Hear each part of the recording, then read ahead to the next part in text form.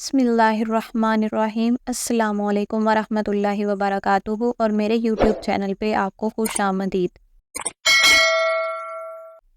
کیا آپ بھی بنا کسی پریشانی کے اداس رہتے ہیں؟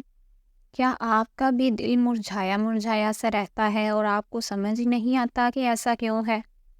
آپ بظاہر ایک اچھی زندگی گزار رہے ہیں، اپنے دوستوں عزیزوں کے درمیان ہیں، آپ کی صحت بھی بظاہر اچھی ہے، آپ اللہ سے بھی اپنا تعلق نبھانے کی کوشش کرتے ہیں، اس کے باوجود آپ خوش نہیں، ایک بے سبب اداسی چھائی رہتی ہے، جیسا کہ کچھ کھو گیا ہو یا کھو رہا ہو۔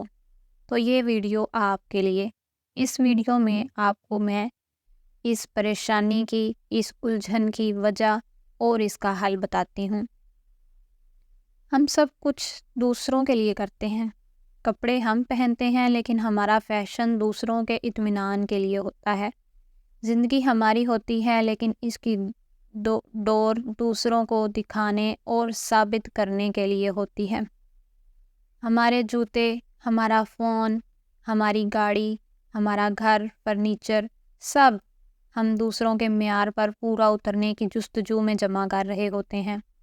ہمارے کان اس خواہش کے منتظر ہوتے ہیں کہ زمانہ تصدیق کرے ہماری یہ یا وہ چیز بہت اچھی ہے۔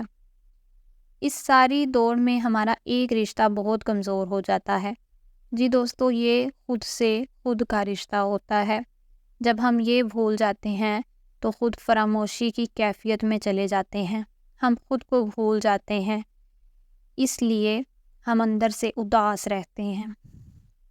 تو اگر آپ چاہتے ہیں کہ ہم خود کو نہ بھولیں تو اس کے لیے یہ چھوٹی چھوٹی چند باتیں اپنا لیں۔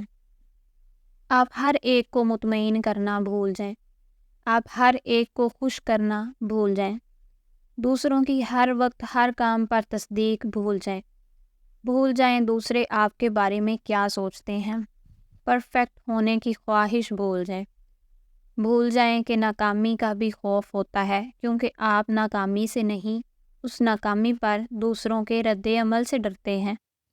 خود فراموشی سے نکلیں، خود سے اجنبی نہ بنیں۔ خود کو جب آپ پا لیں گے تو کھو جانے کے غم کی یہ بے چینی کم ہوگی، بلکہ پوری طرح سے ختم ہو جائے گی۔ تو دوستو، امید کرتی ہوں کہ آپ کو سمجھ آ گئی ہوگی کہ یہ جو مسئلہ ہمارے ساتھ پیش ہے اسے خود فراموشی کہا جاتا ہے۔ ہم خود فراموش ہو بیٹھے ہیں، اسی وجہ سے ہماری یہ کیفیت رہتی ہے کہ بظاہر سب کچھ ٹھیک ہوتے ہوئے بھی ہم اندر سے اداس، دکھی اور پریشان رہتے ہیں، دل الجھا الجھا سا رہتا ہے۔